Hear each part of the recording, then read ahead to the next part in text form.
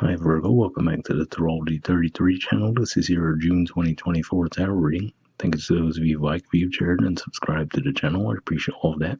For those of you new to the channel, as well as what we have in front of us, it's a Celtic Cross spread as always, and also pulled the 4 agreements and wisdom oracle card for you guys. But we're actually going to start the reading off by rolling those astrology dice we have in front of us to get an idea of where your focus should be as far as that goes.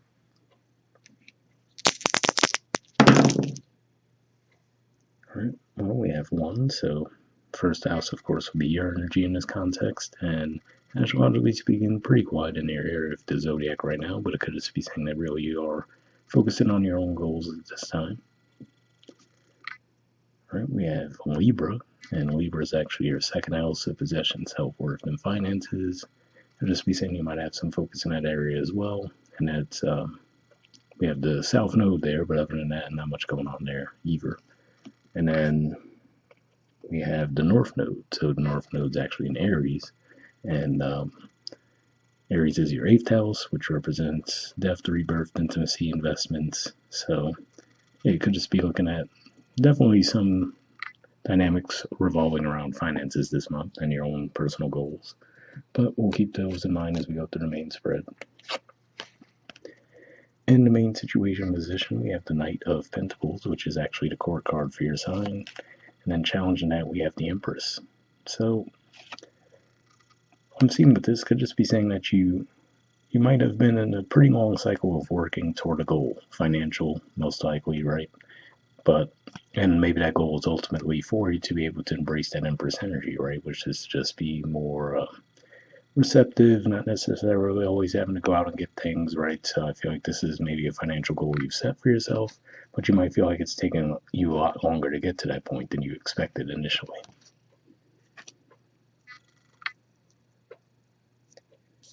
All right, in the foundation position, we have the 3 of Cups.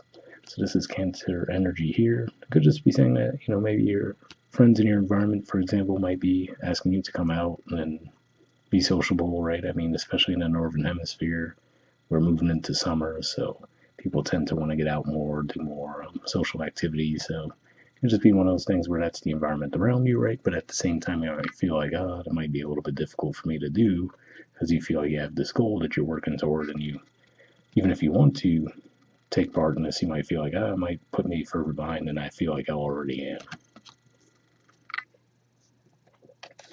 All right, in the past position, we have the 8 of Swords. So for some of you, this could just be saying you might have already felt stuck around the situation for a while right now. If you are starting to feel a little bit of momentum, you're like, well, I definitely don't want to lose that, right? Because if you felt like you already lost time in this position here, the last thing you want to do once you actually do start to get the ball rolling is to come to a stop. Right, in the present position, we have the 9 of Wands. So yeah, this at least shows me that you're definitely in more of an action-oriented mode than you might have been in the past, where you're just overthinking things and not really able to get a start going. Now it seems like you're there, right? You're actually taking the action, but you might still feel like it's a little bit overwhelming and exhausting at this time. All right, in the near future position, we have the Star. So the Star, of course, is the card that comes after the Tower. So for some of you, might have gone through a Tower moment, right? Maybe that's where the setback was coming from, where for a while you felt like you couldn't move forward around the situation. But also, this usually points to course correction too. So this could just be saying that maybe as you're going through this process, you might be reevaluating your goals and seeing if they still fit for what you actually want in the present versus what you want in the past when you might have set those goals. And this is Aquarius energy too, by the way. I forgot to mention that, I think. But that's your 6th house of work, health, daily routines. So yeah, it could just be saying you might be reevaluating that now.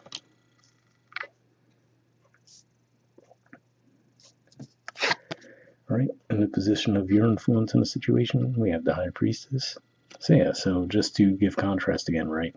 Let's say the Empress was your goal at one point, right? Which the Empress does tend to be more earthly, related more to, let's say, you're more, well, I wouldn't go as far as to say materialism, but definitely more on that angle versus the High Priestess, right? So it could just be one of those things where maybe you had more of these earthly goals at one point, and now as you're growing, right, and maybe you're just experiencing the pathway getting there, you might be reevaluating, like, okay, does this really fit with where I'm at now, right? Maybe you take on more of a spiritual perspective toward things, and maybe those things that once appealed to you might not appeal to you in the same way now.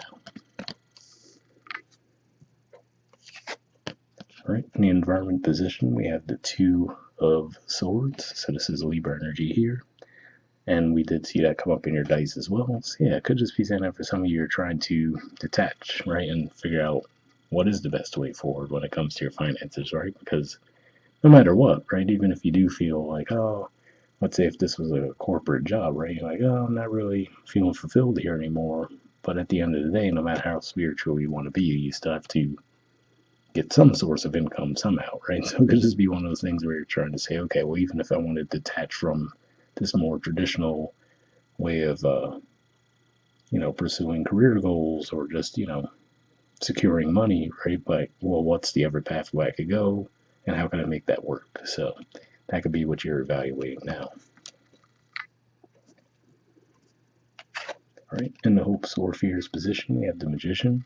So yeah, I'm going to assume this is a hope for most of you, where this is saying that you hope that you have the tools at your disposal to get things to go the way that you'd like them to go. Which, definitely is a good goal to have in general. I mean, from what I'm seeing, just at the mixture of energies, there's a little bit of everything on the board too, right? So as far as that goes, could just be saying, well, yeah, technically you do have at least experiences with all the different elements to where you could figure out a way out of the situation. All right, and in the outcome position, we have the Two of Wands. So this is Aries energy here, which, technically we didn't get Aries exactly, but given that the North Node is in Aries, I see that connection there. But given that that's 8th house energy for you guys, could just be saying, for example, maybe you figure out a way to say, all right, well, I'm going to work really hard to this point and save up my money and invest it in something that I know would be safe, right, and would continue to return money back to me, right? So it could just be one of those things where, like, all right, let me just push a little further, set aside this money so I can invest it in something that's safe but also promising enough to where it will allow me to work less, right? And I can pursue these other goals of mine, right? Or just, whatever the case may be.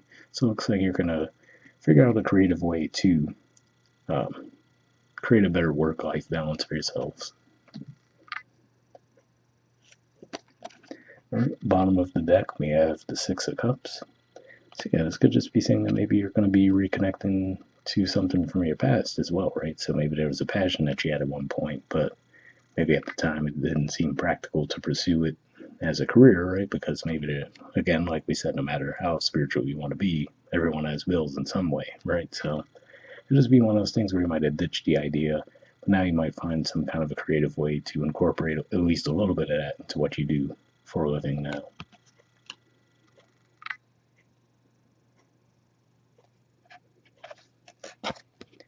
All right, and from the Four Agreements deck, we have Always Do Your Best.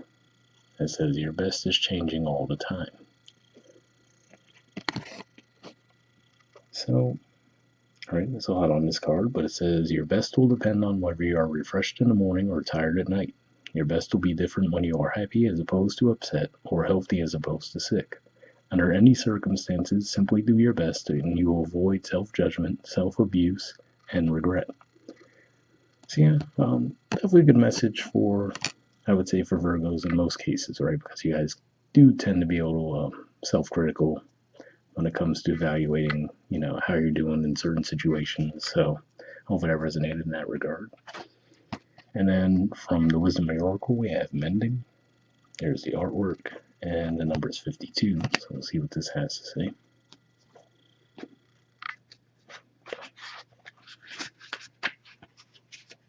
All right, essential meanings says forgiveness, making amends, healing after arguments.